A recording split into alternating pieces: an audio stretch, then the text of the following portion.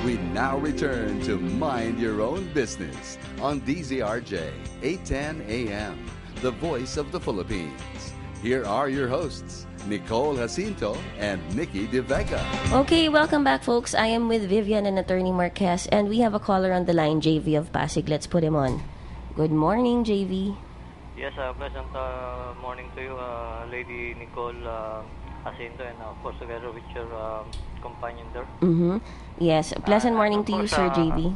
A very glorious happy heart to you, and love month for the month of February. Love month. Okay, I like that. Love month. Maybe I'll make that a topic in etc. Love month. Month-long celebration. So how are you today, JV? I'm all right. I'm good. Especially when I hear your voice so often. Thank you, JV. How was your Valentine's? Did you have a date last night? No, I am just seated in a chair, and I listen to on the radio. Oh, I think you're playing it safe because if you went on a date with one girl, then the others would get mad at you. So that's very good. You just stayed home and played it safe. Anyway, JV. Okay, what would you like to say today? Yes, in fact, I heard a little while ago that any boss or employer-employee relationship, teacher, pupil, student relationship, and whatever, it is prohibited by the law. Time that they were caught in the act, they call it impactatory delicto, and they were they supposed to have the crime. It's just that I don't know, maybe it's civil or okay, I get it. Are you sort of asking, like, for example, okay, between employer and employee, they're not supposed to have sex on the premises or have some kind of sexual relationship in between teachers and students also. So when it comes to showbiz personalities, if they are quote unquote, if they are, let's say, employed by a broadcasting company or whatever it is, if they have a relationship or if they're having sex, is that illegal? Is that what you're asking, JV? Provided that both person who were not caught in the act. Okay. Well, what can you say about that? As lawyers, like, for example, broadcasting company, and then or let's say a TV station, and then one of their talents or one of their employees, and then goes out with, let's say, the manager or an executive or the vice president or even the president of that TV station. I'm not trying to consent these people, but the thing is that I think it's still prohibited by the law. The thing is that if they can they can hide themselves inside the telon or at the back of the door. It's good for them. That's true. But the thing is that especially if one of them or even both of them were married. Yes. What do you call this? Bawal na pag-ibig. Bawal na pag-ibig. Yes. But it's unavoidable because for the same reason that it's very, both of them are attracted to one another. So I don't know. You're not sure how why do you think, JV, that the law is interfering in personal relationships too much? But that's why we have this law. I think I think a better way to do is be kind enough and always pray to the Lord and not to be tempted to those kind of things. We have to at least remove in our mind the temptation. And I think that's the better way thing to do. Although I myself once upon a time I used to I have a girlfriend and another girlfriend. So I said to myself, I think this is not it's not so good to both of us. So yes. So I prepared. I have to stop it. So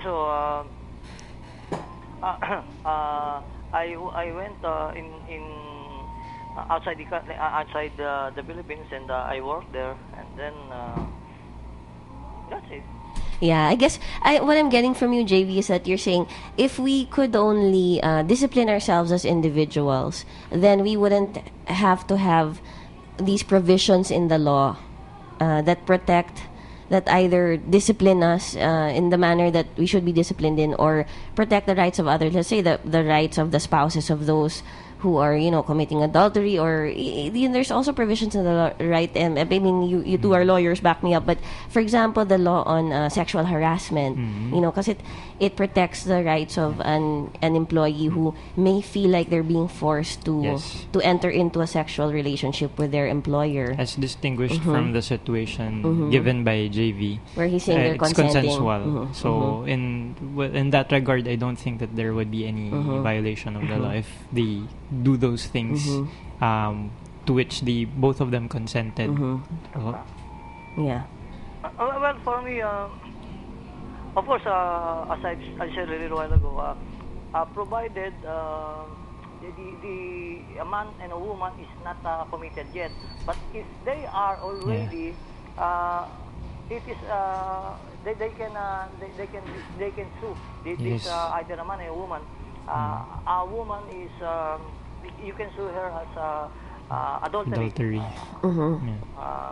While to a man, it could be a concubinage. That's but right. It's very hard To prove. to prove that a man is taking a concubinage. Unlike a woman, even just a small boy, a small girl, and say, nakita ko nga ho yan, may kahawak-hawak. That's very, Yeah. very... I'm glad you brought that up, JV. You're right. That actually our family code, I believe, should be, there are some things there that should really be amended. You're right, JV. I feel that the law is slanted towards favoring men who are in that situation, and it is oppressive in a way towards women.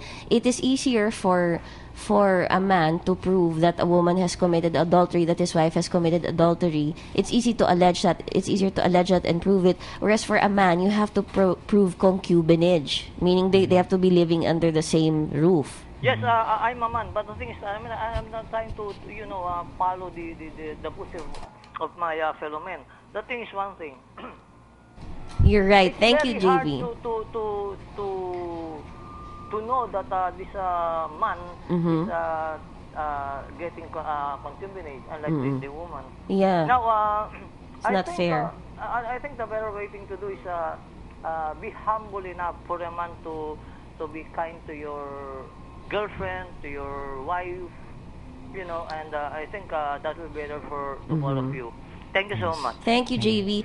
Thank you, JV. Thanks for calling. Actually, that's really good advice. And considering that it's just the day after Valentine's, JV's a man, but he's saying that he's seen a lot of cases where what I'm getting from him is that he's saying he's seen a lot of cases where men don't treat their women in the proper manner. So as he said, the last thing he said was his advice to men out there is be humble enough and be kind enough to treat your wife or your girlfriend with respect, and stop fooling around. That's what he's saying. But anyway, okay, we are actually out of time, but do you have anything else you'd like to say, or any last any final words on show business and employer-employee relationships or copyright infringement? Anything you'd like to say?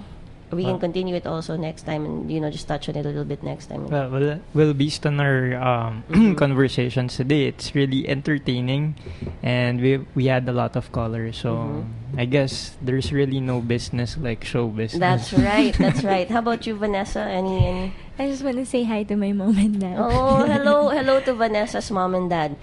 I'm Nicole, by the way. I hope to meet you soon. Thank you for being on the show, Vanessa. Thank you for being on the show again, Attorney Marquez.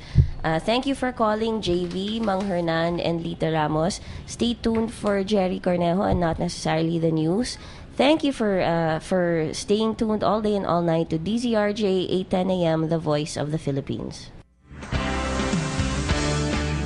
You have been listening to Mind Your Own Business.